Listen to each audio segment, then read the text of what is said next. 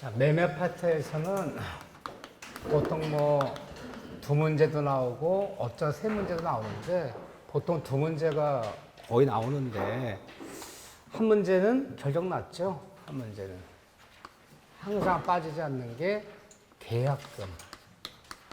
계약금 계약 반드시 나옵니다. 더군다나 계약금 계약은 우리 민법뿐 아니라 2차 과목인 저 실무에서 나올 때 1 플러스 1이 될 수 있어. 다만 계약금에서 제일 중요한 파트는 어느 파트냐? 시험에 가장 자주 나온 파트는요. 계약금에서 해약금 얘기. 이 해약금 얘기를 우리가 다시 한번 판례를 정리해야 돼요. 거의 이 문제예요. 이제 또 하나는 이 매도인의 담보 책임이라는 어마어마한 파트가 있어. 이거 기본 내용 정리하고 판례 정리하고 뭐 정리하고 그러면 이것만 갖고도 2시간 강의도 모자라요. 그런데 시험 문제는 보통 이 매도인 담보 책임에서 제가 도표 나눠준 거 있어요. 이 도표를 암기해야 돼요. 미치겠다 아주. 제가 민법을 가르치면서 유일하게 외우지 않는데 딱 2파트가 있어요. 지금 도표 나눠준 거. 매도인의 담보 책임이나 청산 절차. 이건 논리가 아니야. 절차법이야. 이렇게 한다는 규정이기 때문에. 근데 이 도표를 외우기 싫으면 교과서에 이 도표를 풀어 써놓은 것이 바로 10페이지에 걸쳐서 전부 탄핵 원리부터 쫙 설명하고 있어요. 그 10페이지를 읽어서 이해할 수는 없어요. 이거를 외우지 않으면 한 문제 버린다 봐야 돼요. 요즘 시험 문제가 담보 책임은 이 도표가 법조문 11개가 들어있는 법조문이야. 이걸 외우지 않으면 한 문제 버려야 돼요. 그래서 외울 수 있을까요? 없을까요? 있어요. 처음은 안 돼.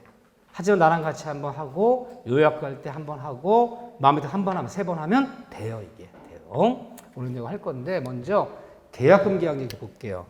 자, 계약금의 제일 중요한 파트는 478쪽에 4번 해약금의 추정.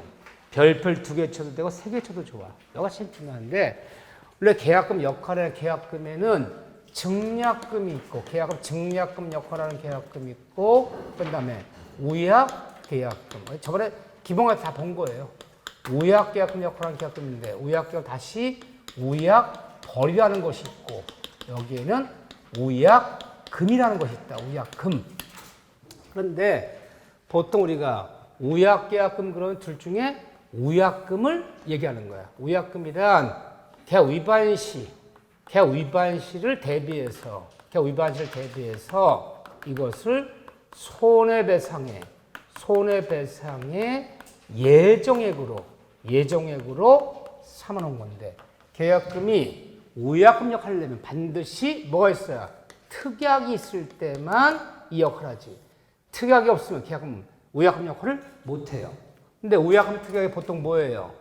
계약금 치르면서 계약서에 교부자가 준 사람이 교부자가 계약 위반하면 이 계약금은 몰수하고 받은 사람이 수령자가 매도인이죠.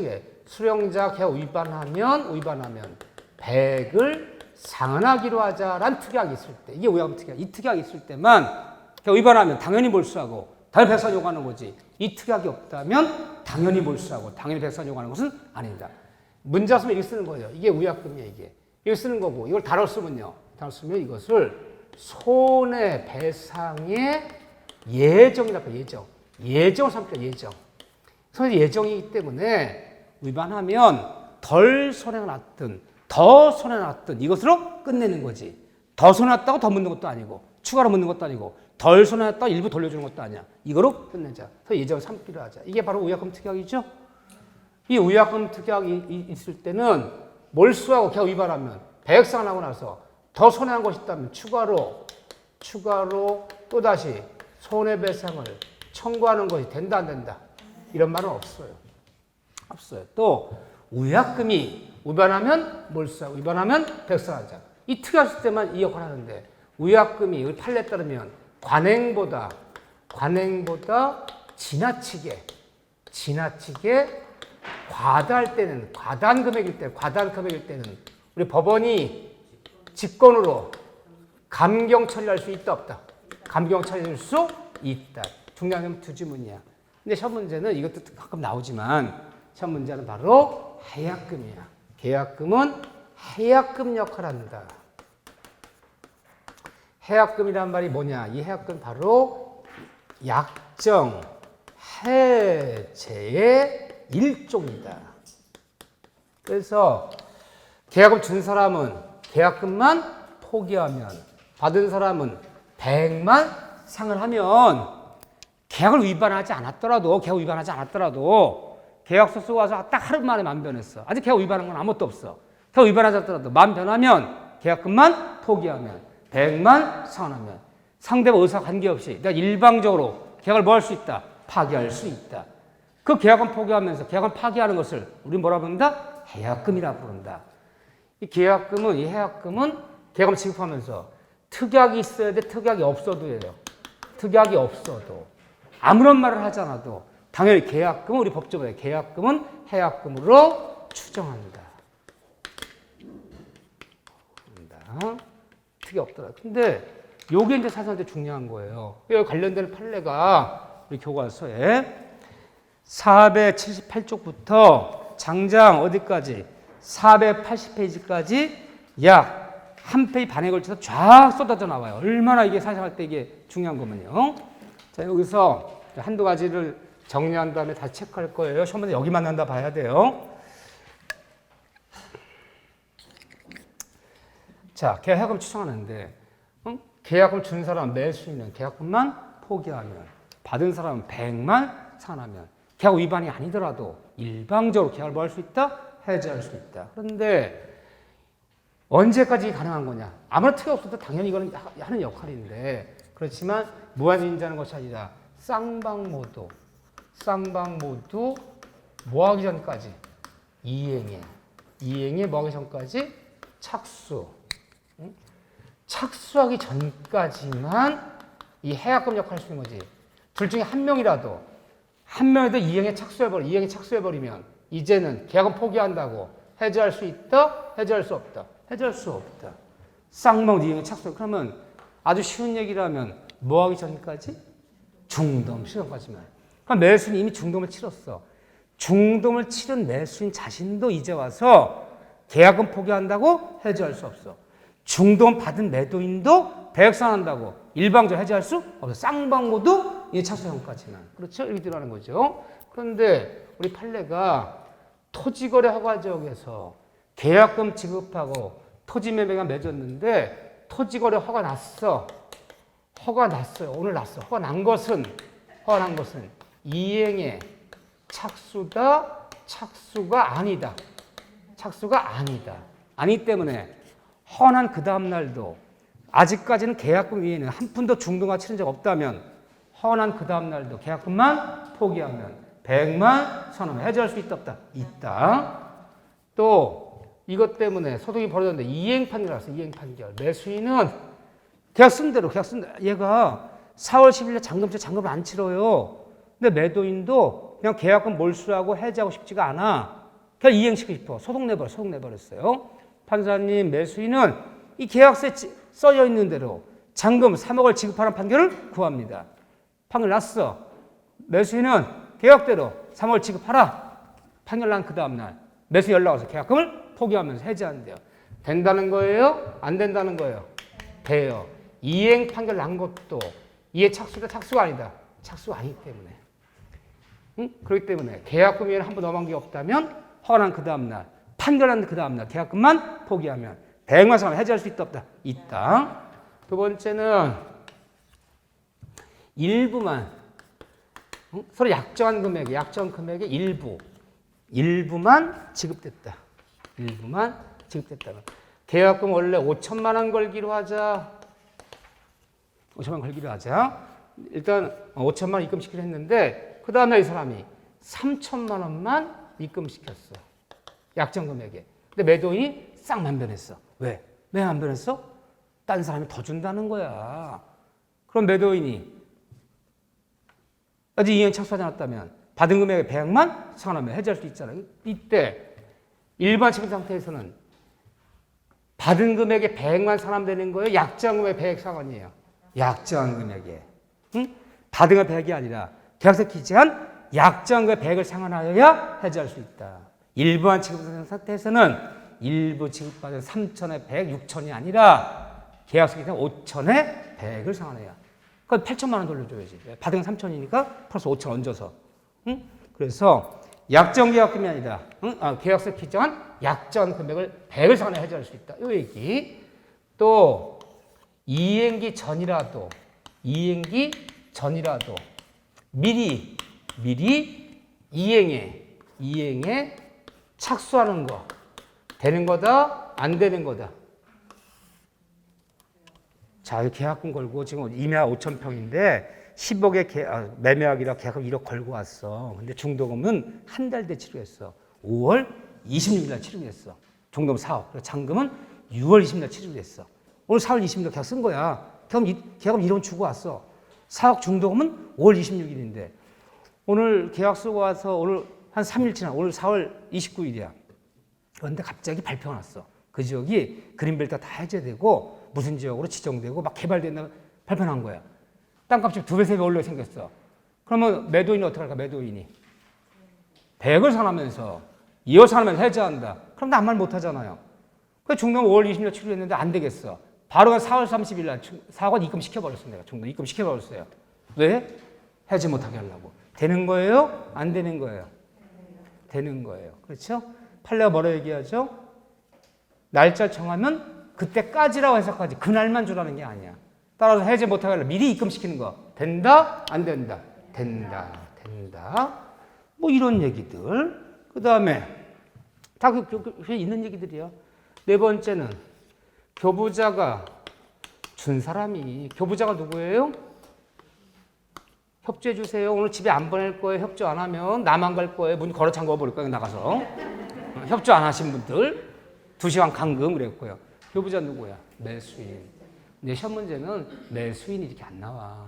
교부자가 계약은 포기하고 해지할 때는 의사표시만으로 가능하다, 불가능하다. 가능하다. 이미 가 있잖아, 매도인한테. 오늘 전화 걸어서 저기 매도인 씨 어제 맺은 계약 그거 해지합니다. 말만 하면 돼. 그게 벌써 하면 되는 거니까. 그런데 문제는 수령자가 받은 사람이 해지할 때는 의사표시 플러스. 근데 뭐가 있어야 돼? 100 제공이 이루어져야 돼. 근데 하루 만에 걔가 5천만 원 받아왔는데 5억에 매매하기라고 걔가 5천만 원 치르고 잔금은 4, 5천 한 달 뒤에 치르기로 하자. 걔가 쓰고 왔는데 다른 중간에 연락 왔어요. 6억 준대. 누가 6억 준대. 나 5억에 매매했는데. 그럼 이제라도 100상 하더라도 남는 거잖아. 5천 남잖아. 하루 만에 100, 1억 지급하려니까 억울해 안 억울해요? 좀 억울해. 그래서 저기요 매수인 씨 내 사정상 어제 계약 써왔지만 이래서 못 팔게 됐는데 선산이라 부모님 뭐 이제 딴소리 하는 거야. 해제 좀 받아주세요. 그럼 100상 하세요 했더니 하루 만에 100을 24시간도 앉았는데 많지 않니? 그러더니 안 됩니다. 100 제공하세요. 뭐 입금시켰어. 입금시켰는데 얼마 입금시켰어요? 9천만 원, 9,990만 원. 90만 원 입금시켰어. 10만 원 뺐어. 10만 원 뺐어. 자, 100에 부족하게 입금이 됐어. 자, 해제된 겁니까? 안 된 겁니까? 세상 그렇게 빡빡하게 살지 맙시다. 응? 물론 부족하면 해제가 안 돼. 부족하면 해제가 안 되는 거야. 근데 부족한 것이 신이치게 비춰볼 때 약간 사소하다면 1억에서 10만 원 뭐니 했더니 10만 원 자기가 택시 타고 와서 은행 가서 뭐 하고 밥 사 먹고 뭐 하고 속이 쓰려갖고 약 사 먹었대. 병원 갔대 아주 그냥 속 쓰려갖고. 아이 농담하는 거야. 부족한 것이 신이치게 비춰볼 때 좀 사소하다면 해제되는 거야. 근데 누가 봐도 100만 원이 빠지면 그건 안 되는 거지. 100에 부족해도 안 된다. 부족해도 안 된다. 근데 100 사는데 매수인이 100을 안 받아요. 보통 우리가 부동산 매매 계약 맺으면 계약서에 중도금 치료를 하면 매도인 통장 번호는 적어요, 안 적어요? 적어요. 중도금 치료도 만날 필요 없잖아. 입금시키면 되잖아. 근데 매수인 통장 적어요, 안 적어요? 안 적어요. 그래서 매도인 전화했어, 이틀 만에. 매수인 씨, 이틀 전에 맺은 계약 100 사면서 해지하겠습니다. 통장번호 불러주세요. 통장번호 불러요? 안 불러요? 안 불러. 매수인이 배액상 수령을 거부한다면 그럼 매도인은 어떻게 해야 되죠? 배액 제공이 있었다는 증거만 있으면 되는 거지. 꼭 법원에 이 배액을 법원에 공탁까지 맡기는 거 요한다, 요하지 않는다? 요하지 않는다. 어려운 얘기들은 아니잖아. 이렇게요. 이 얘기들이 쭉 나와 있어. 여기. 그럼 밑줄은 저번에 다 걷을걸요? 안 걷나요? 다 걷었어요. 그거 한번 다시 읽어보시고 그 다음에 넘겨보셔. 그러면 잘 봐보세요. 이거 넘기시면 5번 지문 잘 보세요. 5번 지문 잘 봐보세요. 아무런 말이 없어도 계약금을 지급했다면 아무런 말이 없어도 계약금을 해약금으로 추정한다.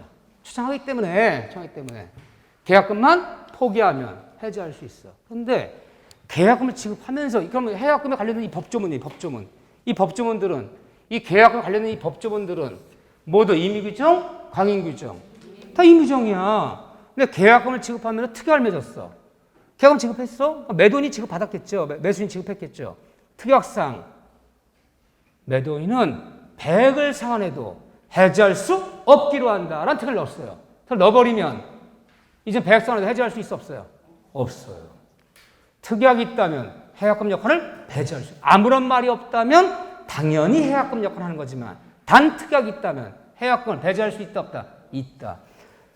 꼭 있잖아 5번에. 이거 굉장히 중요한 얘기예요. 사람이 인생 살다 보면 별거 아닌 거 힌트 얻는 경우가 맞아요.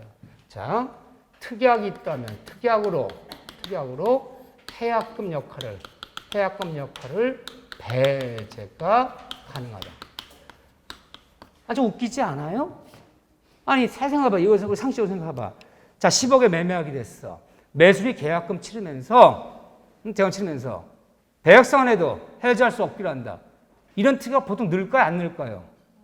보통 안 넣지. 근데 넣었어. 그거 넣었다는 건요. 절대 해지 못하게 하려고 그러는 거야. 이 매매 계약을. 보통 누가 그렇게 할까? 우리 일반인은 그렇게 안 해요. 계약금 치르면서 배액상환해도 해지할 수 없기로 한다. 해약금 역할은 배제하기로 한다.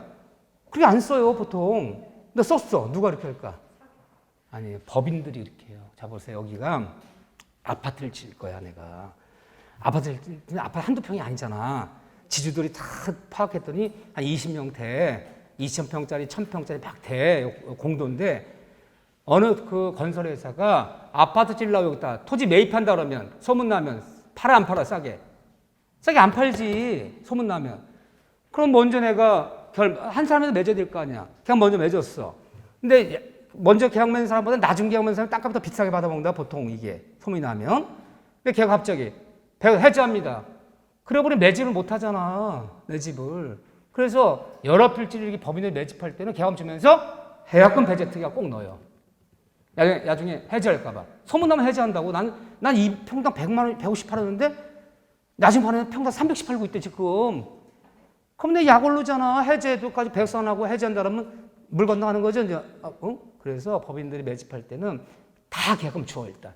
주면서 해약금 배제 특약 이걸 집어넣어요. 그럼 눈치가 빨라야 돼. 아, 이거는 법인들이 뭔가 하려고 매집을 하는 거구나. 그 말 쓰자는 순간부터 갑자기 계약 안 맺습니다. 확 마음 변해야 돼. 정말 그런 적이 있는데 내가 그랬어. 제가 세상에 태어나 딴 거래 딱 한 번 했어. 딱 한 번 했어. 한 번도 참 세상 일은 몰라요. 참 사람은 아무리 내가 머리가 똑똑하고 뭐 공법을 잘 알고 토지를 잘 안다고 돈을 버는 것도 아니고 몰랐다고 돈을 안 버는 것도 아니야. 사람은 운칠기삼이야. 운이 좋아야 돼. 제가 어떤 일이 있었냐면 제 동서가 내 손윗동서가 중개사를 해요. 그전에 IMF 때 쫄딱 망해갖고 친구네 중간사람이 도망갔다가 옛날 IMF 때부터 시작된 얘기야. 김포 어디 도망갔다가 거기 숨어 있는 거야. 근데 중개 사무실에 하던 친구가 거기서 한 6개월 이렇게 지내다 보니까 이거 괜찮거든 이거. 그럼 자격증을 따야 되잖아요. 자격증 지금까지 없어. 공부는 안 돼. 그러니까 이번 중개사들 이제 그러다 보니까 중개사 자격증 사람들 이렇게 채용해서 고용해서 막 하는 거야. 그러다가 어느 목사님한테 땅을 사줬어. 인천에 땅을 사준 거야. 목사님 이거 투자하면, 근데 목사님은 양수 같은 안물잖아. 법인 종교단체 명의로 사면 교육관 같은 거 한다고 철물로 대충 이렇게 져놓고 있다가 땅값 오르면 파세요. 목사님이 투자를 한 거야. 그리고 정말 교회 뭐 쓴다고 이렇게 이렇게 철골로 이렇게 가검을 비슷하게 져놓고 이렇게 기도 장소 쓴다 이렇게 투기한 거야 사실은. 근데 거기에 개발이 되나요? 안 되나요? 개발 안 되는 거야. 2, 3년이면 될 거야. 늦어 7년, 8년, 10년이 가도록 개발이 안 되는 거야. 거기 뭐냐면 쓰레기 매립지 옆은 청라지구거든. 거기가 옛날에 거기 오르동, 당황동, 그 검단동이라 부르는 동네야. 근데 거기가 서울에 쓰레기 버리는 데거든. 쓰레기 매립장이 있는 데다 환경영향평가 나옵니까? 안 나오지. 아파트 지라고 안 나오지. 그 환경평가. 그러니까 몇 번이 인천시에서 몇 번이고 중앙정부 얘기하는데 안 풀어주는 거야. 이 목사님이 짜증이 난 거야. 3년만 투자하면 된다는데 지금 10년이 지나도록 땅도 안 팔리고 오르지도 않잖아. 이 세상에 제일 무서운 사람이 누구예요? 중개사 입장에 제일 무서운 사람은 목사님, 선생님, 제일 무서워요. 왜요? 목사님, 선생님은 항상 일방적으로 얘기하는데 길이 되었고요. 전화면 오면 3시간간 얘기하고 가. 무슨 얘기야? 잠깐. 자기 얘기가 다 진리야. 그래서 중개사무실에서 제일 피곤한 손님은 목사님이랑 학교 선생님이야. 그분들 남의 얘기를 들어본 적이 없어요. 제가 일방적으로 얘기하기 때문에 중개사 뭐라 얘기하면 잠깐. 한마디 하면 자기 10마디. 이 목사님이 하루에 3번씩 오시는 거예요. 아침에 한번 출근해서 빨리 땅 팔아라. 우리 뭐 해야 된다. 너무너무 치달리니까 나보고 사라는 거야. 그건 내가 거절을 한 칼에 제가 땅 살 돈도 없고요. 땅을 왜 삽니까? 이랬는데 나는 거절하는 게 여러분들 저한테 상담하면 내가 자꾸 말을 흐릿하게 하더라. 글쎄요, 그게 될 것은 같은데 안 되는 것도 같고 이게 딱 부러져 얘기 안 하더라. 안 된다고 생각하셔. 뭐든 상담할 때 자기 편을 들어줘야 되는데 선생님 이런 일이 있는데 나 억울하지 않습니까? 이거 내가 이길 수 있는 거 아닙니까? 내 권리 맞지 않습니까? 근데 내가 글쎄요, 그렇긴 한데 참 말 돌리더라. 안 되는구나. 나 가셔. 안 됩니다. 한 칸을 자르면 돼요. 섭섭해. 자기 편 들어달라고 뭘 왔는데 법을 상담하는데 한 칸을 선생님 그거 안 되는 겁니다. 그냥 잊으셔.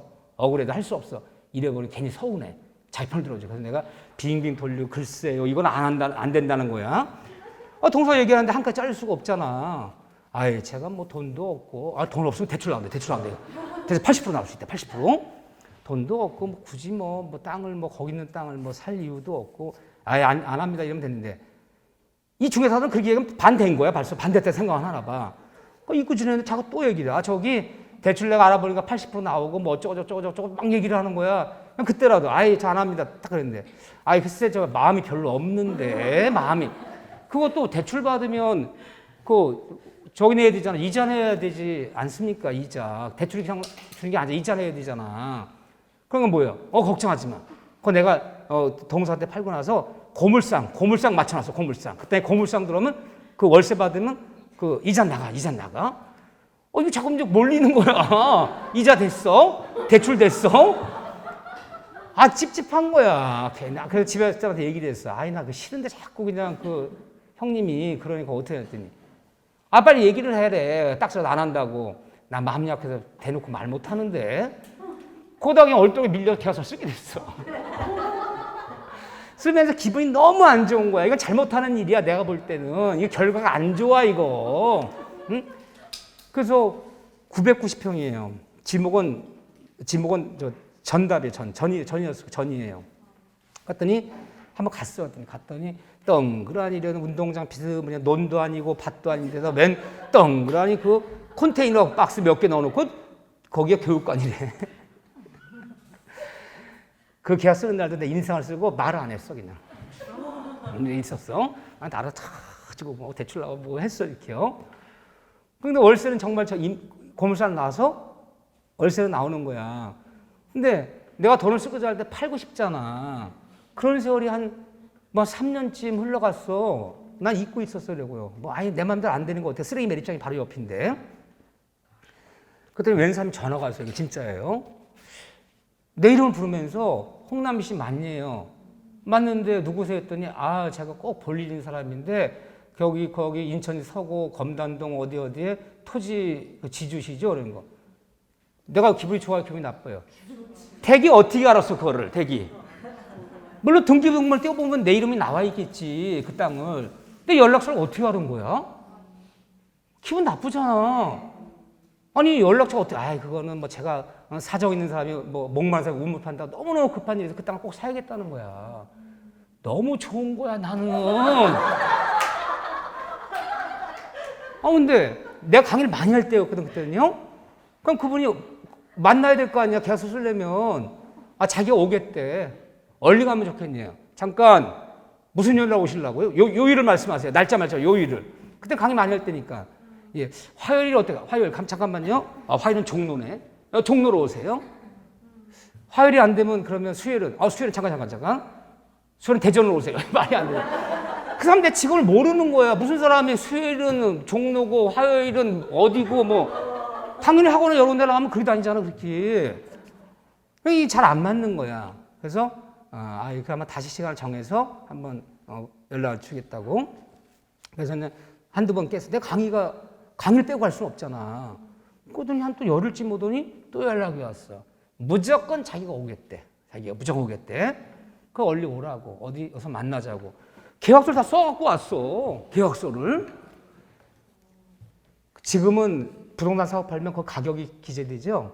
옛날 가격 기재가 안 됐어요. 가격 기재가 옛날에 10몇 년 전 얘기, 15년 전, 16년 전 얘기예요. 계속 써갖고 왔어. 그 딱 가격란만 펴놓고 왔어. 가격란만. 쓰자는 거야, 가격 결정하면. 근데 내가 그 땅을 990몇 평인데 평당 80만 원씩 샀어요. 80만 원씩. 80만 원씩.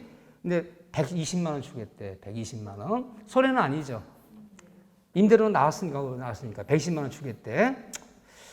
뭐 마땅하게 싹 좋지는 않지만 또 나쁘지도 않은데 팔고 싶었으니까. 내가 민법 선생이잖아. 계약서 한번 읽어봐야 될 거 아니야, 그래도. 계약서를 큰 돈이 왔다 갔다 하는데 990평이면 110만 원대 10억이잖아. 응? 계약서 쓱 읽는 거야. 쭉 읽는 건데 뒤에 특약사항. 응? 해약금 배제 특약. 그 한마디에 딱 들어가 있는 거야. 내가 누구야? 민법 선생이야. 나한테 얘기할 땐 그렇게 얘기 안 했고, 제가 여기다 뭘 해야 되는데, 개인처럼 얘기할 거야. 해야 되는데, 이 땅이 꼭 필요해서 그러니까 좀 저기 하셔라. 그럼 자기가 다 컨테이너 다 정리하고, 고물상이 있었어요. 고물상 다 자기가 정리, 나 신경 안 쓰게 해주겠대. 알아서 자기가 다 정리 내보내주겠대. 근데 해약금 배제 특약은 아무나 쓸 수 있는 얘기가 아니야. 이건 전문가야. 땅을 많이 사본 사람이야. 그거 누구라 봐야 돼? 법인이라 봐야겠지. 법인이라고. 일단은 잠깐요. 제가 생각 좀 해보고 연락드리겠다. 내가 오늘 도장 못 찍겠다. 왜 그러시네. 땅값이 좀 더 드리겠다 그러면 10만 더 드리겠다는 거야. 10만 더 주고 말고 일단은 좀 유보시키자. 유보시켰어. 더 안 찍었어 그날. 그거 알아봐야 될 거 아니야 내가. 그거 왜 그러냐 갑자기. 알아봤어. 알아봤더니 아무 일도 없대. 그냥 쓰레기관 다니는데 지금도 아무 일도 없대. 뭐 개발 계획이 난 것도 아니고 아무 일도 없다는 거야. 아무 일도. 그 찝찝해 자꾸. 해약금 배제 특약이라는 말이 자꾸 마음에 걸리는 거야. 그래서 내가 여기저기 아는 사람 물어서 인천시 개발공사, 도시개발공사 이런 데 좀 아는 분이 있냐. 여기저기 물어봤더니 인천시에서 이제 환경영향평가를 올렸다는 거야 지금. 중앙정 올렸는데 그러자마자 신문을 봤더니 무슨 얘기가 나오냐면 인천시에서 서울시댁이 안 받겠다. 서울시댁은 서울시에다 버려라. 왜 인천에다 버리냐. 서울시댁은 다 갖다 버리면서 우리한테 거기 개발 지역을 안 풀어주면 우린 뭐냐. 개발 못하잖아. 수리 매입장 때문에. 그러니까 풀어달라 이거지 이번에. 그렇잖아. 이게 세 번째 올리는 거야.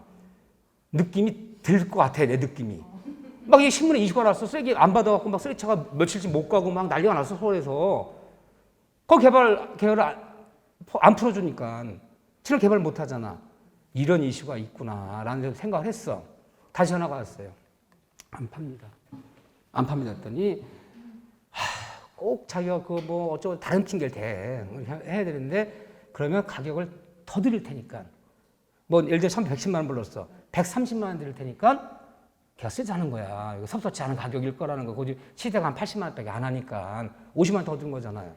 자꾸 올려. 한 번 할 때마다 오케이 이거 뭔가 있어.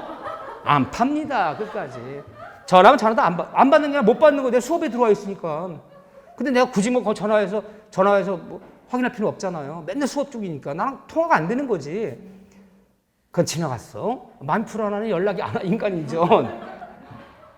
연락이 안 와. 처음에 그분 만난 지 이제 2개월쯤이 지났어. 2개월쯤 지났는데 만나나 보자는 거야. 만나나. 그 돈이 120만 원, 130만 원 얘기하더니 160만 원을 주겠대 이제는. 언제 명확해진 거지 이제? 뭔가 좀 있는 거지. 그 나중에 이제 결론적인 얘기고 거기 이제 아직 아파트 들어섰어요. 그리고 아파트를 샀는데 얘는 미리 아는 거야. 아직 풀렸다는 것은 중앙정부가 얘기를 안 했어. 풀어주겠다는 얘기를. 이미 애들 몇 개월 전에 아는 거야. 이번에는 풀어준다. 그게 정보가 빨라 애들이. 그러니까 미리 그 발표 나면 딴 거 오를 거 아니야. 발표나면 이제 아파트 질 수 있잖아. 미리 매집을 하는 거야. 미리. 벌써 이미 6개월 전부터 이미 알고 매집에 들어가는 거야. 근데 한 명이 소문 나버리면 해제해버리잖아 그거. 그러니까 해약금 배제 특약을 넣는 거야. 끝까지 나는 안 팔고 싶어서 안 판 게 아니라 내가 수업하다 바빠서 만날 수가 없어요. 전화를 못 받아요. 그러니까 내게 굉장히 뒤로 밀린 거야. 그래서 결국은 190만 원씩 받아서 190만 원씩. 그러니까 따블을 남겼잖아. 3년 만에. 그러니까 내가 똑똑해서가 아니라 이게 운이잖아. 그러니까 참 인생은 모르는 거야. 그 형님이 맨날 쓰레기 매립장에다 땅 사라고 내가 쓰레기 매립장에 있는 땅을 왜 사? 사고 짜증 부리고 괜히 샀다 막 이러는데 결국은요. 그게 되잖아. 모르는 거야. 그러니까 이번에 누가 배가 아파? 그 형님 배가 아프지. 지가 살 거야. 에이씨 내가 살 걸. 대출 뽑아서 괜히 동수한테 사라고 그거 안 산다는 애 인상 쓰는 애를 제가 샀으면 고물상에서 임대는 이잖아. 다 인생을 모르는 거야. 그렇잖아요? 네, 그래요. 오케이. 그래. 참 몰라 그래서 그런 적이 한 번 있었어요. 해약금 특약. 나한테는 잊지 못할. 내가 민법 공부하길 잘했다는. 이거 하나, 난 민법 공부할 때가 이 세상에 덕본 거 하나밖에 없어요. 민법 공부하다가 덕볼 일이 뭐 있어. 돈을 빌려다 돈을 돈을 받을 수가 있나? 돈 받는 거는 법률의 문제인가 그게 인간성의 문제지. 아무것도 덕본 게 없어요. 이거 하나, 해약금 특약.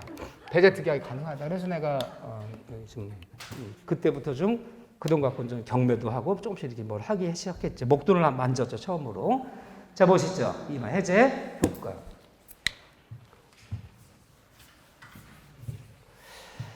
자 드디어 해약금 해제. 우리가 해약금 해제를 뭐라 불러요? 약정 해제라 불러. 약정 해제.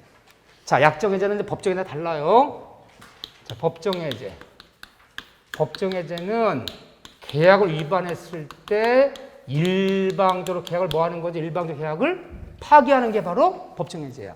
약정해제는 계약 위반하지 않아도 합의된 바에 따라서 계약을 해제하는 거. 물론 약정의 가장 대표적인 것은 계약금 포기하는 해약금 해제가 가장 대표적인 약정해제. 근데 얘들 차이점이 뭐냐? 제가 저번에 얘기했지만 약정해제할 때는 계약금 포기하고 배역 해제할 때는 일단 상대방한테 최고한 필요가 있다 없다. 최고가 없어. 법정해제는 대원칙은 일단 뭐 한 다음에 최고 후 해제해야죠. 원칙이 그냥 채무 불이행했다 바로 해제하는 게 아니잖아. 일단 최고 후 빨리 해달라. 상당히 잔다면 해제하는 거예요. 최고가 있어요. 그 다음에 약정해제는 원상회복이라는 말이 있어 없어요? 원상회복이라는 말이 없는 것이 원칙이지. 원칙을 얘기하는 거 절대로라는 얘기는 아니야. 다 여기 있는 거는. 왜? 이행에 착수하기 전까지면 되잖아. 아무것도 이행된 게 없잖아. 그러니까 원상이란 말이 있다 없다? 없다. 법정해제는 해제는 소급표가 있고 해제는 뭐 있어? 원상회복. 원상의 문제 벌어져 안 벌어져요? 벌어지잖아. 이미 이행된 것이 있다면 원상을 해야 되죠. 자, 약정해제서는 별도의 계약금만 포기하고 100만 산하면 별도의 손해배상이란 말은 있어요, 없어요? 없지요. 왜 없어요? 계약 위반한 걸 원인 삼는 해제가 아니잖아. 근데 여기는요. 해제는 원세 플러스 손해배상 청구란 말이 있어요? 없어요? 있잖아. 그렇죠? 둘 다 소급편이 있어. 둘 다. 이 차이점이 벌어지네. 법적 약정의 차이점이 벌어지네. 약정해제는 뭐가 없다? 원상회복이 없다. 뭐가 없다? 손해배상이 없다. 뭐 할 필요가 없다? 최고할 필요가 없다. 이 세 가지가 법정해제랑 다른 점이다. 오케이. 정리했어요. 그 다음에 바로 매도인의 담보책임이야. 우리 서론 파트는 정리해놨어. 담보책임 저번에. 도표 바로 들어갈 거야. 그러면 이 담보책임에서 우리가 하려는 데가 어디냐면 교재는 봐야 돼. 일단. 교재 보면 484쪽이에요.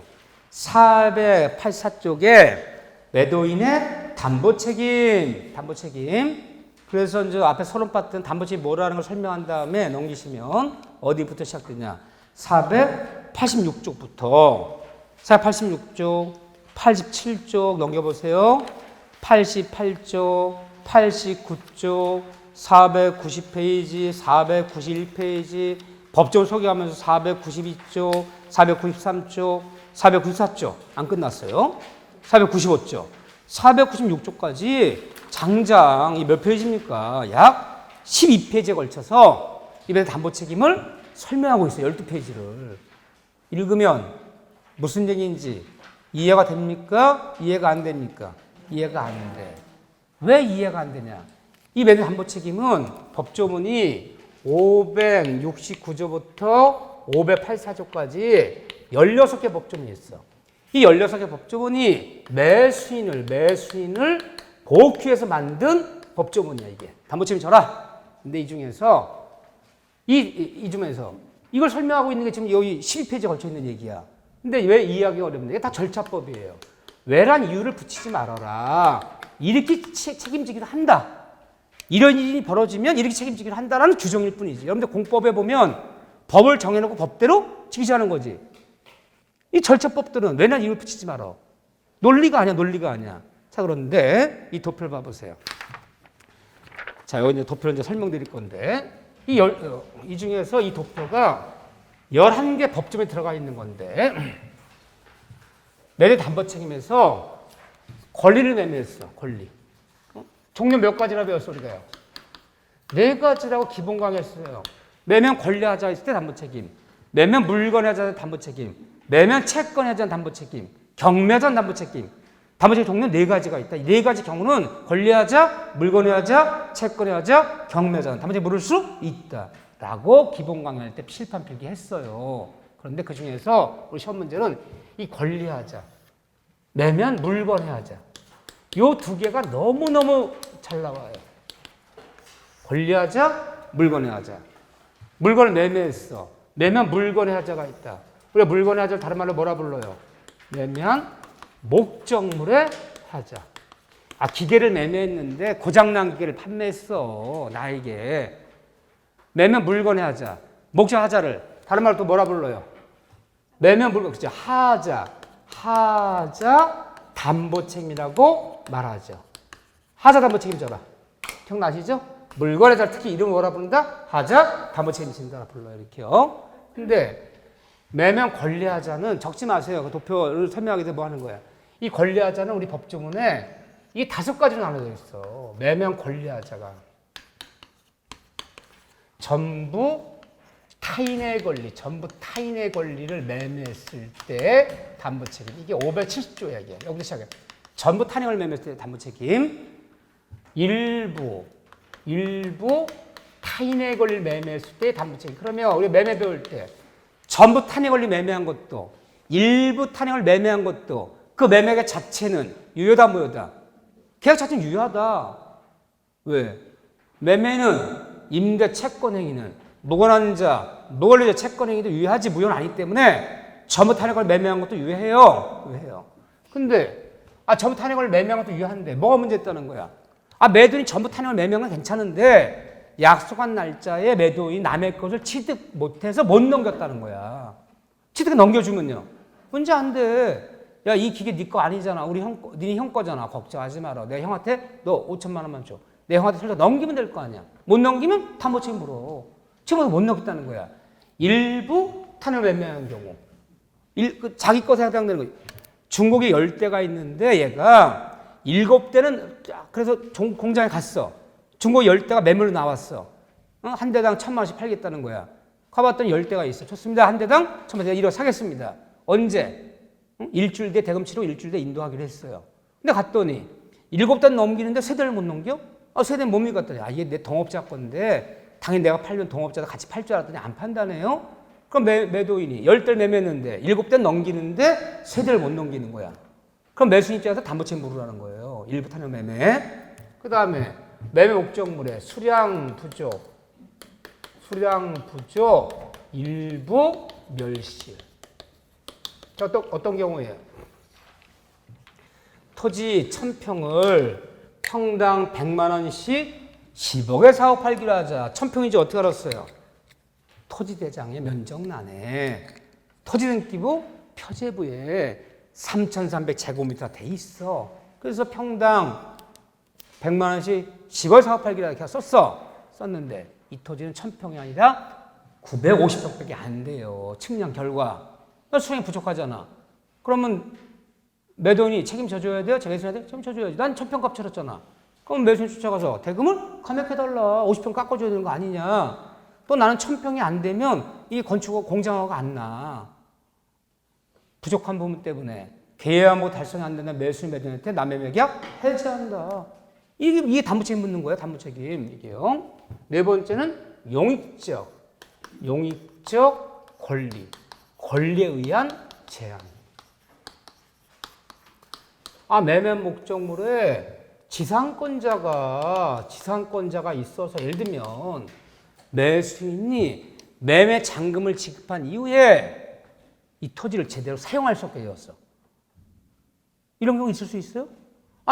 토지 매매했어. 매매 대금 치르고 등기 다 냈는데 용익권자 나타나는 바람에 매수인이 토지를 제대로 사용할 수 없게 되었어. 근데 매수인이 나 몰랐어. 매수인이 선이래요. 나 몰랐대. 모를 수 있어 없어요? 있어. 법정지상권. 뭐 하지 않아도 등기하지 않아도 지상권은 그 토지 위에 현재 지상물이 뭐 하지 않아도 현존하지 않아도 성립하는 거잖아. 가보면 위에 아무것도 없어. 등기 때 보면 아무 설정된 게 없어. 당연히 아무 문제 없는 땅에 생각하고 5억에 매입했는데 법에 툭 나와서 아이고 30년 중에서 아직 20년 남았대. 제가 법정지상권자래. 옛날 10년 전에 경매에서 성립됐는데 5년 뒤에 불나서 없어졌대. 창고가. 그래서 내비두고 있대. 그건 등기하는데 나 모르잖아요. 그러면 나 선이야. 그러더라면 매도인한테 쫓아가서 뭐 물어야 돼? 담보책임 져라. 내가 매도인 완납한 이후에 제대로 토지를 사용할 수 없게 되지 않았느냐. 그러니까 매도인 책임져 줘야지. 이쪽 관련된 제한. 또 하나는 저당권 실행 경매에 의한 담보책임. 이 5가지예요. 권리하자는. 이게 또 무슨 소리야. 참 이게 어려운 얘기인데 토지를 매매하는데 잘 봐보세요. 10억에 4억 팔기로 했어. 내가 토지 매수인이야. 10억 4억 팔기로 했는데 이미 거기에 3억짜리 저당이 잡혀 있어. 3억짜리. 돈 갚기로 시기는 6개월 남았어. 근데 총 매매된 10억에 팔기로 합의됐어. 그럼 보통 여러분들이 어떻게 매수하나요?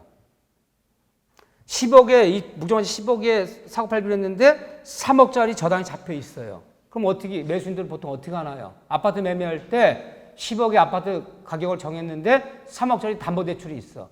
주택담보대출이 있어. 그럼 어떻게 해요? 3억 공제하고. 내가 채무를 인수하는 조건으로. 내가 은행 가서 내가 인수하겠다. 3억 공제하고 7억만 지급하잖아. 그렇게 하면 담보책임 문제가 안 벌어져요. 근데 친한 친구인데 그래요. 내가 돈이 꼭 10억이 필요한데 원래 이거 한 15억 이상 나온 땅이야.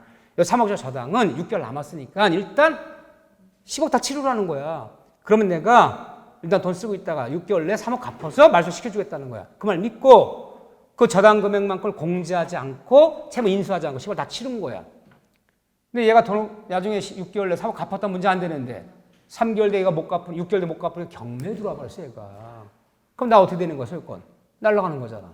매매 목적물에 저당 설정되어 있는데 매도인이 대금을 치르면 그동안 갚았어야 되는데 갚지 않아서 경매시에 나왔을 때 매수인 매도인을 쫓아가서 너 담보 책임져라. 물을 수 있다 없다? 있다. 이런 경우야. 이게 드문 경우죠. 이 5가지 경우예요. 5가지 경우. 자, 5가지 경우인데 이 담보 책임 매수인이 누구한테 묻는 거예요? 매수인이 매도인한테 묻는 거야. 매도인 담보 책임 묻는 거예요. 담보 책임 물어서 매도인이 뭔가 책임을 져주는 거야. 물론 담보 책임 내용에는 다 4가지가 있어요. 계약의 해제, 대금, 감액. 완전물, 급부채, 물건 바꿔달라. 완전 급부채권권, 손해배상, 이 4가지로 보호받는 건데 권리하자를 물을 때는 이 권리하자 전부 타인의 권리, 일부 타인의 권리, 수량부족, 용익적 권리, 전시한자 이 5가지 경우는 보통 매수인이 담보채 물으려면 매도인한테 물으려면 매수인은 선의만 갖추면 돼. 선의. 권리하자를 물을 때는 선의만 갖추면 돼요. 나는 몰랐다. 전부 타인의 권리인지 일부 타인의 권리 선의 맞추면 되지. 즉 권리하자를 물을 때는 무과실은 요한다, 요하지 않는다. 요하지 않는다는 거야. 권리하자를 물을 때는 매수는 뭐만 맞추면 된다? 선을 맞추면 돼요. 근데 물건의 하자. 이 물건의 하자는 다시 나눠져요. 2가지로. 물건에서는 특정물 매매, 특정물 매매라는 것이 있고 불특정물 매매라는 게 불특정물 매매. 이 두 가지 나눠요. 담보 책임이. 이 특정물이란 말이 뭐냐면요. 특정물은 그 물건이 없으면 다른 물건 대신 못 주는 매매. 딱 그 물건만 돼. 다른 물건 대신 못 줘. 그럼 특정물 매매가 보통 무슨 매매가 그래요? 부동산 매매가 특정물 매매죠. 이 땅 안 되니까 저 땅 대신 줄게. 이 건물 안 되니까 저 건물 대신 줄게. 아, 부동산 못 바꿔주잖아요. 그러면 특정물 매매는 부동산 매매. 부동산 매매. 불특정물 매매는 우리 다른 말 종류 매매라 불러요. 종류 매매. 종류 매매라는 얘기가 뭐냐면요. 그 물건이 안 되면 다른 물건 대신 줄 수 있는 매매. 같은 품질, 같은 거로. 그럼 뭐가 그래요? 공산품이 그렇죠. 내가 현대자동차에 새로운 자동차 모델명이 있을 거 아니에요? 뭐 GV, 80 이런 거 하얀색으로 에어백 12개 달아서 뭐 바퀴 어떻게 달고 에어컨이 달아서 옵션 달아서 주문했어. 주문했어요? 뭐 얼마에? 뭐 7천만 원, 8천만 원에? 그 오늘 출고되는 날 울산에서 그 나한테 인도해줄 차 싣고 오다가 이게 사고가 전복 사고 나서 자꾸 다 부서졌어요. 이 차가 다 뒤집어졌어. 그럼 뭐 현대에서 어떻게 하면 돼? 같은 모델, 같은 색상, 같은 옵션 붙여서 주면 될 거 아니야. 대신 무슨 매매? 종류 매매. 그 물건이 안 되면 같은 품질, 같은 주면 되는 매매. 보통 뭐가 그래요? 이 부도 매매, 종류 매매는 동산 매매. 뭐 기계를 매매하거나 냉장고, 세탁기 매매하는 거. 이 동산 매매. 이렇게 생각하시면 돼요. 그런데 물건의 하자를 특히 우리 뭐라 부르냐면 하자 담보 책임진다 불러요. 담보 책임 앞에 하자자는 어디에 붙이는 거예요? 물건의 하자. 권리하자는 이렇게 부르지 않아요. 하자 담보 책임이란 말은 물건의 하자만 붙이는 거야. 근데 이 하자란 말은 우리가 사용할 때 많이 쓰나요? 많이 안 쓰나요? 많이 써요. 언제 써요? 야, 그래서 하자 있는 거 아니냐? 그러잖아요. 애가 좀 멍청하고 걸고 좀 띠판에 굴면 이렇게 하자 있어 이러잖아요. 하자 있다는 얘기가 뭐야? 사람 자체에 문제가 있다는 거야. 지금 걔가 핀트가 나갔다는 거야. 물건의 하자로 우리는 하자 담보책임 부르는데 물건의 하자 담보책임 물을 때는 이걸 물을래 매수인 매도인에 물으려면 매수인은 선입뿐 아니라 플러스 무과실을 갖춰야 돼요. 그때만 담보책임 인정해요. 권리하자를 물을 때는 매수인 뭐만 갖추면 된다? 선이 맞추면 된다. 물건의 하자를 물을 때는 매수인 뭘 갖춰야 된다? 선이 플러스 무과실까지 갖춰야 담보책임 인정한다. 달라요. 자, 그런데 그 도표 봐보세요. 현정. 자, 도표 자네 볼 거 없어요. 전부 탄을 매매했다. 전부 탄을 매매했는데 매도인이 약속 날짜에 취득 못해서 못 넘겼다는 거야. 매도인한테. 매수인한테 넘기면 문제가 안 되는 거야. 못 넘겼어. 그럼 매수인 쫓아가서 또 담보책임자를 물을 수 있는데 이때 선의 매수인, 선의가 누구예요? 매매가 맺을 때 매도인이 전부 탄핵을 매면 몰랐던 선이건 이미 알고 있었어. 악이야. 이거 네 거 아니잖아. 네 친구 거잖아. 악이든 선이건 악이든 못 넘기면 둘 다 해제권은 있음. 거기다 형광펜 크세요. 있음. 전부 탄핵을 매매했는데 매도인이 남의 걸 취득 못해서 못 넘겼다면 계약 맺을 때 몰랐던 선이건 이미 알았던 악이 매수인 둘 다 매매 계약 해제한다. 해제는 둘 다 있음. 선약이 모두 있음. 악이도 해제권이 있어요. 그거만 체크하면 돼. 다른 거 손대면 안 돼. 절대. 막 손대면 못 이겨요. 그런다음에 그럼 전부탄을 매매했을 때 매수인 매도인 쫓아가 언제까지 물으라? 언제가 물으라는 기간의 제한이 없어요. 규정이 없다는 얘기는. 전부탄을 매매했을 때는 언제 물으라는 기간의 제한이 없다. 뭐 1년 내 물어라, 뭐 5년 내 물어라, 기간 제한이 없어요. 그러면 전부탄을 매매했을 때는 두 가지만 기억하면 돼. 전부탄을 매매해서 매도인이 못 넘길 때는 매매가 맺을 때 몰랐던 선이건 악이건 둘 다 악이도 뭐는 있다. 해제권은 있다. 선이 악이 둘 다 있다. 악이도 해제할 수 있다. 그 다음에 언제 물으라는 기간의 제한이 있다 없다? 없다. 두 개만 기억하시면 돼요. 이번에는 일부 탄핵을 매매했어. 중국에 10대를 매매했는데 얘가 7대 넘기는데 3대를 못 넘겨. 토지 1000평을 매매했는데 700평을 넘기는데 300평을 못 넘겨. 300평 짓기 아니어서. 다른 애지 공작거야. 자, 이런 거야. 이게 전부를 못 넘기는 거야. 그러면 계약 맺을 때부터 난 몰랐어. 전부 매도인 건 줄 알았지 일부가 매도인 게 아니 몰랐던 선이건 이미 알았던 악이거냐. 10대 중에 7대 네 거지만 3대 네 거, 네 동업자 거잖아. 야, 동업자 미국 가 있는데 같이 팔아달라 그랬어. 걱정하지 마라. 알았더나 선이건 악이건 못 넘기면 둘 다 있음. 뭐가 있어요? 대금, 감액. 그럼 세대값만 깎아줘야 될 거 아니야. 1억이니까 7대 넘겨 얘가. 세대 못 넘기면. 그럼 3천만 원 감액해줘야 될 거 아니야. 못 넘기는 만큼 탄핵권 해당되는 것만큼 못 넘기는 만큼 대금은 감액해달라. 선이건 아니건 둘 다 뭐가 있다? 대금 감액은 있다. 그거만 체크하세요. 그거만. 그 다음에 선의는 그럼 언제까지 물었냐? 기간 물었어. 기간. 그러면 일부터 매매했을 때 너 매도인시 책임져, 담보 책임져. 선의는 안날로부터 1년. 그 밑에 보세요. 악의도 대금 감액이 있어. 세대가 3천만 원 깎아달라. 악의도 대금 감액 요구할 수 있어. 걔는 계약일로부터 1년. 날짜 앞에 잘 보셔. 안날부터 1년. 계약일부터 1년. 그럼 어떤 게 빠른 거야? 계약일부터 1년이 빨리 끝나는 거지. 나는 탈의한 건지 1분 탈의한 건지 몰랐어요. 안날로부터 1년. 악인? 계약일부터 1년. 자, 정리합시다. 권리하자. 잘 모를 때는 권리하자를 모르려면 매순이 선이라면 안날로부터 1년 내에 물어요. 1년 지나면 못 물어요. 제척기간 올려. 근데 권리하자에서 악의가 담보채 인정되는 경우가 있어요. 악의는 계약일로부터 1년. 권리하자를 물을 때 선의 매수인은 언제까지 물어라? 안날로부터 1년. 어쩌다가 악의의 매수인에게 담보책임 인정되는 경우는 있는데 악의는 어떻게 물어라? 1년인데 안날이 아니라 계약일로부터 1년.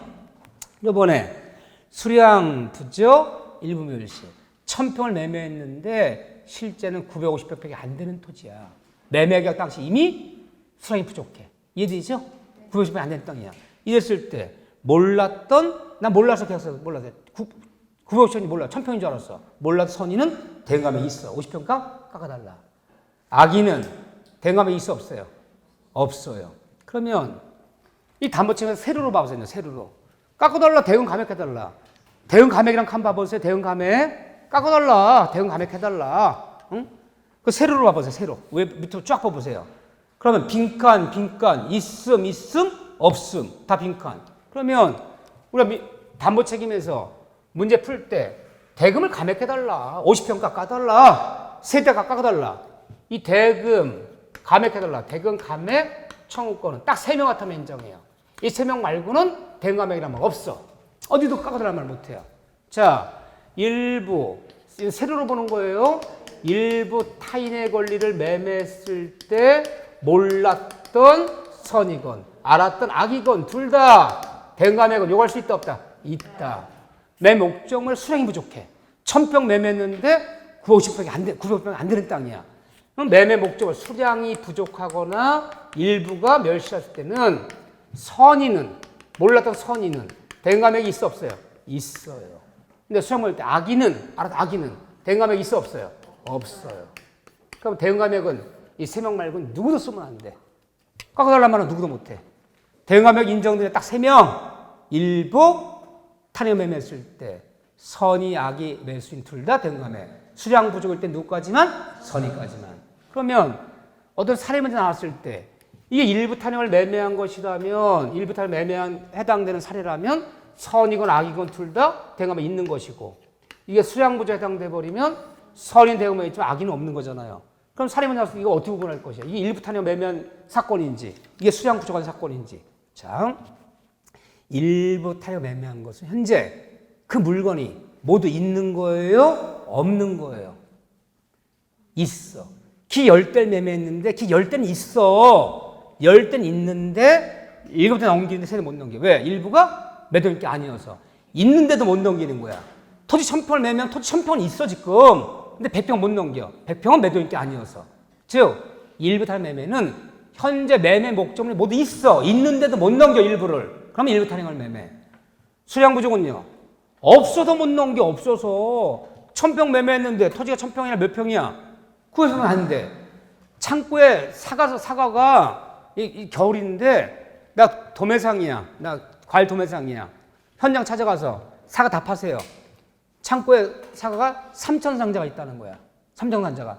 쓱 둘러봤더니 한두 상자 열었더니 상태 괜찮아. 좋습니다. 내 상자당 도매가로 삼성전자를 한 상자 2만 원씩 6천만 원에 내가 사겠다. 그냥 쓰재요. 썼어. 떴어. 다 썼어요. 그래도 대금 지급을 싫는데 3천 상자가 아니라 2,700개밖에 안 돼. 그럼 계약 맺을 때 그 상자는 3,000개가 아니라 이미 2,700개 안 돼. 300상자 존재치 않아요. 존재치 않잖아. 없어도 못 넘기니까 300상자들. 이해되죠? 없어도 못 넘기면 수량부죠. 있는데도 못 넘기면 일부 탄핵은 매매. 뭐가 달라져요? 악의가 달라지잖아. 악의가. 일부 탄핵 매매했을 때는 악의도 대응감해. 수량 부족일 때는 어디까지만 선의만 있지 악인 대응이 없어. 그럼 이 세 명 말고는 세로 오르 보면 어디도 다 빈칸이잖아. 어디도 대응감이란 말 쓰면 되겠어 안 되겠어요? 안 되죠. 딱 세 명만 대응을 요구할 수 있는 거야. 세 명만. 그 다음에 거기 제한 물건 제한 옆에다가 미리 가로 열고요. 용익적 권리 쓰세요. 용익적 권리. 용익적 권리에 의한 제한. 매매 목적물에 지상권자, 지역권자 또는 대항력 임차인이 나타나서 매수인이 제대로 부동산을 사용할 수 없게 되었을 때 용익적 권리에 의한 제한. 그 용익적 권리에 의한 제한은 아무것도 손대지 마셔. 손대지 마세요. 그 다음에 아무 손대지 마셔. 저당권, 전세권에 의한 제한 별표 치셔요. 저당권, 전세권에 의한 제한. 이런 사람이 매매한 부동산에 이런 사람이 있어서 매수인이 권리를 제대로 행사하지 못하고 권리를 잃게 됐다는 거야. 근데 이 전세권이 저당권 같이 짝을 져서 나왔어. 매매한 부동산의 저당권, 전세권 제한. 이 저당권 같이 짝을 져버리면 이 전세권은 담보로서 전세권을 얘기하는 거예요. 담보로서. 전세권 담보권 성격이 있잖아요. 근데 매매한 부동산의 토지의 지상권자가 토지 임차인이 때에 따라서 토지의 전세권자가 토지 전세권자가 존재해요. 이 전세권이 지상권, 임차권, 전세 이런 거랑 짝을 져버리면 이거 뭐예요? 전세권이야. 용익적 권리로서 전세권을 얘기하는 거야. 그럼 우위로 가야 돼요. 전세가 박지와 같아. 우칸을 붙을 수도 있고 밑에 칸을 붙을 수도 있고 뭐랑 짝을 졌느냐. 이해되죠? 전세권이 매매한 부동산의 토지의 지상권자, 토지 전세권자가 있어서 매수인이 제대로 토지를 사용할 수 없게 되었다. 전세권이 뭐랑 짝을 져서 날을 들고 있어 지금? 용적권이랑 날을 지금 용적 관련 제한. 전세권, 저당권, 실행인 제한. 전혀 저당권 짝을 져서 물으면요. 담보물권에서의 전세권 얘기하는 거야. 즉 전세가 안 빼준다고 전세권자가 경매에 들어온 거야 지금. 얘들이 돈 안 갚으니까 내 돈이 돈 안 갚으니까 얘들이 보통 이거 안 내기도 해요. 그냥 저당권 실행위원 제한. 얘가 저당권 경매를 신청한 거야. 이대로 경매 당해버리면 매수인이 권리 잃게 되잖아요. 근데 매매한 부동산에 저당권 실행. 실행제한 저당권자 경매 신청했다는 거야. 실행 제한은 특징이 뭐냐? 특징이 저당권 실행위원 제한, 담보물권 실행 제한은 매매할 당시부터 저당이 잡혀있는 부동산임을 몰랐던 선이건 알았던 악이건 선의 악의가 담보 책임이 같아요. 담보 책임이 같다. 큰 특징이야 이게. 선의 악이 같아 담보 책임이. 원래 민법은요. 선의는 더 보호하고 악의는 덜 보호하는 게 원칙이야. 근데 저당권 실행의 제한은 매매할 당의 판사님 저 매매하는 부동산에 저당 잡혀있는 거 몰랐습니다. 몰랐던 선이건 이미 알았던 악이건 담보책임이 같아. 선이라고 더 보호해 주질 않아. 왜요? 왜 선인데 나 몰랐는데 왜 더 보호 안 해줘요? 등기 안 난 저당권은 없어. 판사님 저 앞에 부동산 몰랐습니다. 등기 안 떼봤다는 얘기잖아요. 뭐 잘했어? 머리 잘했어. 공실하고 있는데. 몰랐다고 잘한 게 없잖아. 근데 왜 용익적 권리는요? 나 몰랐어요. 법정 지상권 있잖아. 등기 안 난 지상권도 있잖아. 그 선의가 있을 수 있어. 근데 저당권 실행 제한은 나 저당권 부담 몰랐으면 몰랐다고 잘한 거 아무것도 없어. 선이라고 공시하고 있잖아. 등기부에 기재돼 있는데 왜 그걸 안 떼어봐? 그렇기 때문에 선이라고 악의보다 더 보호할 리가 없어요. 그래서 저당권 실행 제한 선의 악의 담보 책임이 같다. 선이라 더 보호받는 것 같다. 선의 악이 같다. 같는데 뭐 같느냐? 저당권 실행 제한은 거기 보세요. 거기 보세요. 저당은 전세 행사로 그 소유권 취가 얻게 됐을 때 선의악이 둘 다 해제. 그 다음에 손해배상 둘 다 있으냐. 무슨 말이냐면요. 저당 실행자는 이 원래 칸이 여기 대금 감액이 있고 여기는 계약의 해제할 수 있는 권한이 있고 그 다음에 여기는 손해배상이 있어요. 손해배상이 있는데 저당 실행자는 몰랐던 선이건 알았던 악이건 둘 다 선의가 둘 다 경매로 계약을 달성 안 되는 둘 다 선의가 둘 다 계약의 해제권 있어요. 또 악의도 둘 다 손해청구권 둘 다 있어요. 악의도 이거 모를 수 있어요. 그러면 저당권 시행령 제한의 특징이 뭐냐? 선이건 악이 몰랐던 매수 알았던 악이 매수 둘 다 해제. 둘 다 악의도 해제. 악의도 손해청구권 행사할 수 있다는 거예요. 둘 다 악의도 해제권이 있고 악의도 왜? 둘이 같기 때문에 선이 악이 둘 다 이 두 가지 다 인정돼요. 그런데 저당시행 제한 언제 물으라는 기간의 제한은 없어요. 언제 1년 내 물으라는 법이 없어요. 기간 제한이 없다. 자, 이거만 체크하세요. 그러면 별거 아니야. 나머지 보지 마시고 특징점을 보세요. 자, 정리해 볼게요. 권리하자는 5가지가 있다. 전부타인, 일부타인, 제한물권, 용적 관련 제한, 수량 부족, 저시행자 5가지인데 이 5가지에서 언제까지 물으라는 기간의 제한이 없는 거, 1년이나 제한이 없는 거 두 군데. 어디는 제한이 없어요. 전부 타인 매매했을 때와 저당권 실행 제한은 언제까지 물으라는 규정이 있다 없다? 규정이 없다. 1년의 제한이 없어요. 또 권리하자는 나머지는요. 선이라면 안 날로부터 얼마? 1년 지나면 못 물어. 1년. 악이라면 계약일로부터 1년. 이렇게 보시면 돼. 이렇게 보시면. 그 다음에 원래 보세요. 우리는 선의한테만 뭐가 인정되는 거지 악의는 인정이 안 되는 거야. 나머지 말하지 않은 것은 악의는 아무것도 없어. 다 선의만 있어요. 근데 다음 같은 경우 내가 아무 말도 안 한 데는 선의는 인정하고 악의는 아무것도 없어. 악의는. 근데 다음 같은 경우는 악의의 매수인. 알고 있어서 처음부터 악의 매수인에게도 인정되는 담보 책임은 딱 3군데밖에 없어. 악의도 인정되는 건 3군데밖에 없어. 요거만 기억하면 돼. 나머지는 악의는 아무것도 없다. 나머지는 전부 타인의 권리를 매매했을 때는 악의 매수인도 뭐가 있나요?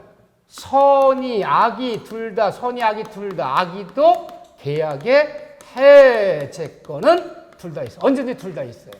그렇죠? 그렇죠? 해제권. 악의도 뭐 할 수 있다? 해제할 수 있다. 악의도. 자, 일부 타인의 권리 매매했을 때는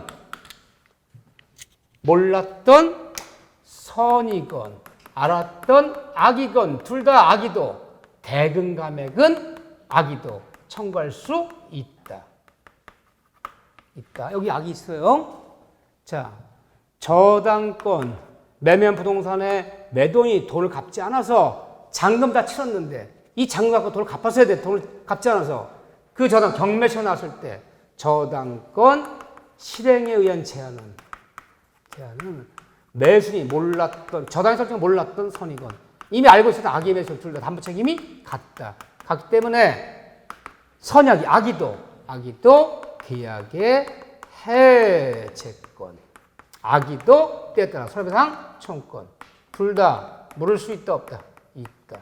악의도 둘 다 있어요. 둘 다 있어요. 그러면 이 3군데 말고 악의는 아무것도 없어. 지금 나왔을 때 악의는 아무것도 없다. 악의 매수인에게도 인정된 담보 책임 딱 3군데야. 전부 타인 매매했을 때 악의도 계약 해제권은 있다. 일부 타인 매매했을 때 악의도 대응 감액은 있다. 저당권 경매시한 제한은 선의 악의도 해제, 악의도 손해배상 인정한다. 선의가 다 같기 때문에 이 3군데 말고는 악의는 아무것도 없다. 선의는 인정한다. 악의는 인정하잖아 아무것도. 하여튼 3군데는 악의도 인정되는 경우 악의도. 그렇게 좀 봐주시고요. 그 다음에 물건의 하자는 선이 무과실이어야 돼요. 설명 안 돼요. 근데 특정물 하자. 특정물을 뭐라 적어놨어요? 부동산 매매. 부동산 매매. 종류물 하자. 동산 매매. 동산 매매. 아까 했잖아요. 같은 종류 소리는 동산 매매. 그런데 둘 다 선이 무엇을 물어야 되는데 이 물건 하자를 물을 때는 선이 무엇을 갖춰야 되는데 안날로부터 몇 개월 내 물어라. 맨 마지막 보세요. 물건 하자 물으면 안날로부터 6개월. 권리하자는 안날로부터 잘 모르면 1년. 언제까지라는 기간이 없는 거 두 군데. 전부 다 매매했을 때. 전환 시간이 언제 기한 시간이 없어 두 군데는.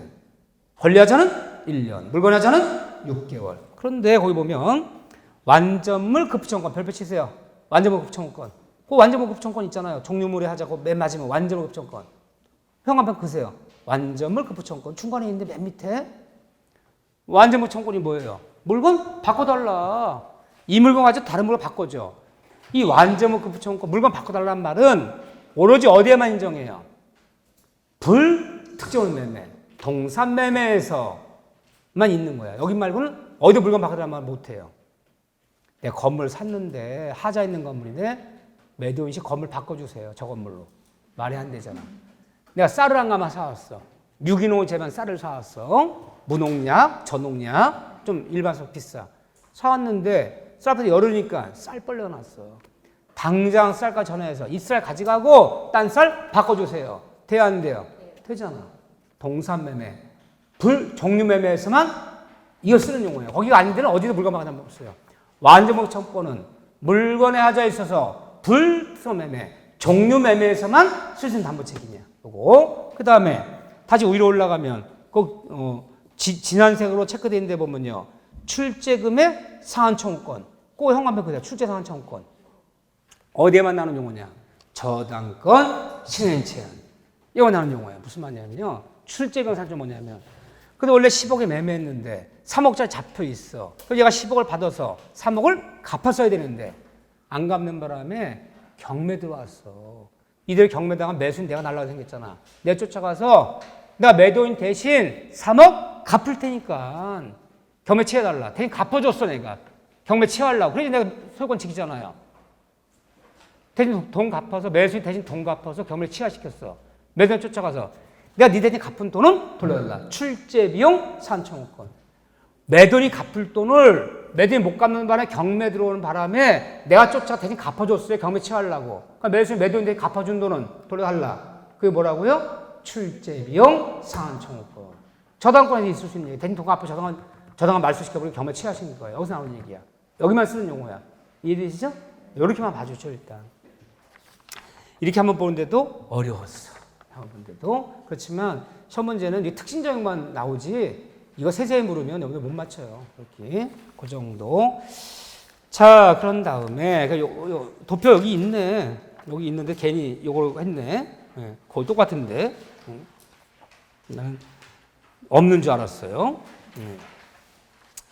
근데 그래도 이렇게 좀 봐주시고요. 네. 그렇지만 이 교과서 뭐 어떤 걸 해도 좋아요. 그다음에 어디 볼 거냐? 좀 쉬었다가 오늘 해야 돼요. 어떻게 쉬었다가 임대차에서 무단 전대 이야기, 무단 전대 한 번도 안 봤거든. 그다음에 유입비, 비용 상한, 지당 매초원권, 부서 매초원권, 빅3라 불렀던 거. 여기 다시 한번 간단히 복습한 다음에 무단 전대 보고 청산 절차라는 이 그림 한번 저랑 같이 볼 거예요. 그래서 아마 10분 쉬었다가 늦어도 6시 전에 마칠게요. 약간 애매하긴 하다. 그렇죠? 6시 전에 마칠게요. 그래도 해야지 어떡합니까? 갑자기 이거 저기 5월 첫째 주에 뭐 공사가 이게 된 바람에 나도 예정에 차질이 생겼어요. 예정에 차질이. 1시간만 더 있으면 4시간만 하면 딱 좋았는데 이렇게요. 10분 쉬었다가 어쨌든 볼게요.